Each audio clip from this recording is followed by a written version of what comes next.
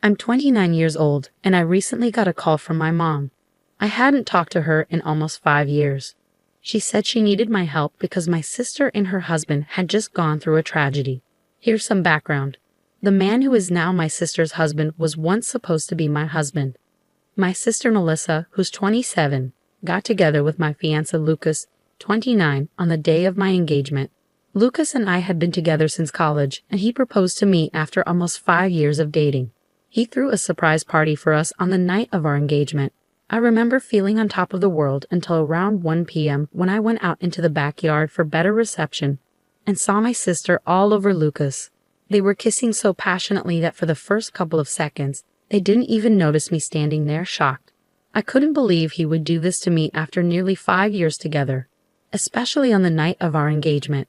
When they finally noticed me, they broke apart instantly, but the damage was done. I ran to my car, drove to the nearest hotel, and hyperventilated from shock. I desperately hoped what I saw wasn't real. Then Melissa texted me, apologizing but confessing she was in love with Lucas, and this had been going on for a long time. I was alone in a hotel room when I got that text and broke down completely. Soon after, Lucas texted me with a similar apology, saying he proposed to me hoping it would help him forget Melissa. But it hadn't worked. He said it wasn't about me. They believed they were meant to be together. I realized I was just a temporary stand-in for Lucas until he could be with Melissa. I stayed at the hotel for a couple of days, trying to pull myself together. I felt like I was losing my mind, hoping this was all some cruel joke. After almost 4 days, I went back home because I needed to collect my things and couldn't risk losing my job. When I arrived home, I found out my family had been living with Lucas all this time, waiting for me to return. It would have been touching if it wasn't for how I had left. Everyone had been trying to reach me with texts while I was gone, but I hadn't responded to any of them. So when I finally returned, there was chaos. Everyone hugged me and told me how relieved they were to see me. Even Melissa came up to me, tears in her eyes, and hugged me tightly. I was too numb to react and stood there silently, while everyone surrounded me. Finally, after everyone had settled down, I cleared my throat and explained that I had returned only to pack my things and leave for good. Lucas had been silent until then, but when I mentioned moving out, he spoke up, saying he had already packed and planned to move in with Melissa now that everything was out in the open. To my surprise, my family, my parents, my aunt, and my dad's youngest sister were all smiling broadly despite the situation. Even though I couldn't see any reason to smile, they seemed happy. Melissa stood beside Lucas in an awkward hug, looking at me sadly but with a smile on her face. I couldn't bear it any longer. I asked my family why they were smiling. From my perspective, Melissa had just broken up my engagement and taken my boyfriend of nearly 5 years. There was nothing funny or sweet about what had happened. At that moment, my mother decided to speak up. She said they couldn't change the past but could accept the future, which now included Melissa and Lucas together. Even though their relationship started with betrayal, they felt sorry about it but believed it was for the best. Melissa apologized for taking Lucas from me and expressed regret that I found out this way. She explained they were deeply in love and wanted to be together forever. Then, right in front of me, they kissed, and my mother even wiped a tear from her eye. I couldn't hold back. I told them this wasn't a sentimental moment and their actions were disgusting. To my surprise, my family seemed annoyed with me. They accused me of being bratty and self-centered. Instead of being happy for Melissa, they said I was making everything about myself, and they didn't approve of my behavior. I was shocked by their attitude and immediately demanded everyone leave my house. I couldn't believe they were defending Melissa and Lucas while making me out to be the villain. They acted like my feelings were an overreaction. My father intervened, telling me to stop acting like a child and accept that these things happen. He wanted me to celebrate Melissa finding her soulmate instead of feeling jealous. Their behavior seemed insane to me, and I couldn't handle it anymore. So I decided to leave again without speaking to them or listening to their pleas. Even as they called after me, I kept going. I felt like there was nothing left to say because it was clear they cared more about Melissa's happiness than about me or what was right. They were so focused on justifying Melissa's actions that they forgot I was a person with real emotions. After that day, my family tried reaching out to me multiple times, but I chose not to respond because I didn't feel I owed them anything. A few weeks later, I even received an invitation to Melissa and Lucas's wedding, which I declined, of course. Many of our mutual friends also turned down the invitation in solidarity with me. Even some relatives who knew the truth stopped interacting with my family after seeing how they treated me. It's been 5 years now, and I've mostly cut them out of my life completely. They occasionally try to reconnect by sending me birthday or New Year wishes, but I always ignore them. I didn't block them, but I did remove them from my social media connections. Since my profiles are public, they can see what I'm doing, which is intentional. I want them to see that I'm living a great life and feel a pang of jealousy. It might be petty, but it's the least I can do after how they treated me. Until recently, I had little idea of what my family had been up to over the past few years.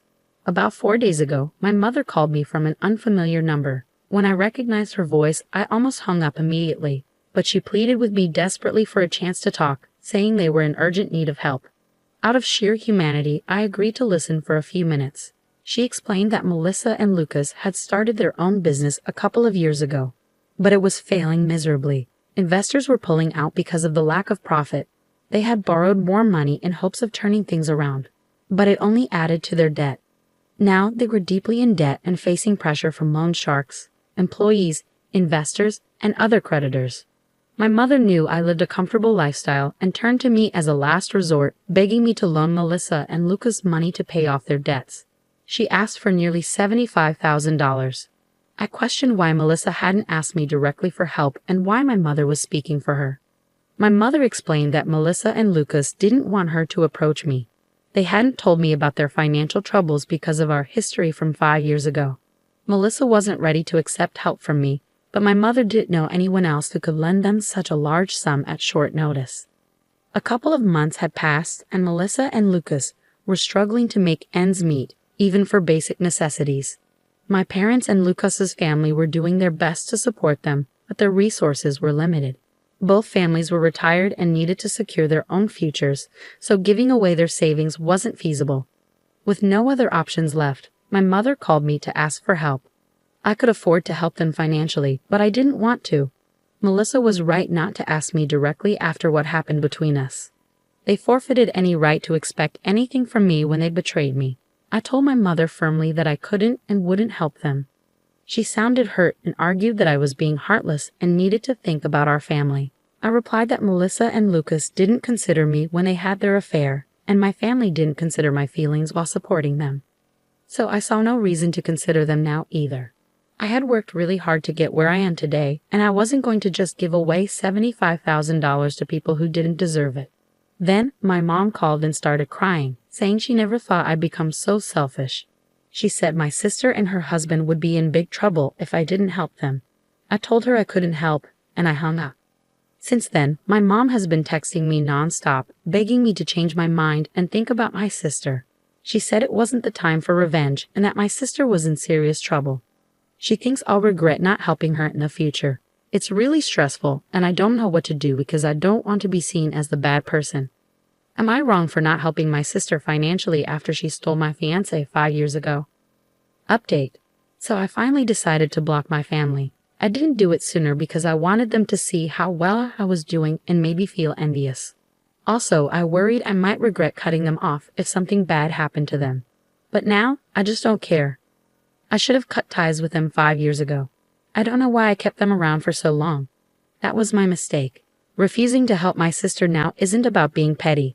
It just makes sense. They've already wasted a lot of money, and even if I gave them some now, they probably wouldn't be able to pay it back. $75,000 is a lot of money even for someone like me who's doing well financially. If I lend that much, I expect it back, even from close friends. But these people aren't close to me, and I can't count on them to repay me. So there's no reason for me to give them money. It's that simple. I talked to a few friends about it, and they agreed I made the right call. It's not about revenge, it's just not practical to help them after how they treated me in the past. Now that my mother can't contact me anymore, I don't have to worry about feeling guilty. Update 2. Hey everyone, something pretty intense happened today. I was at work when my neighbor called to say there was a couple outside my house causing a scene, yelling for me to come out and talk to them. She said they seemed unstable and had been there for an hour, refusing to leave. I asked for a description, and deep down, I knew it was Melissa and Lucas.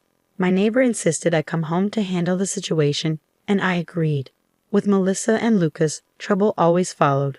I thanked her and rushed home to make sure they didn't get inside my house.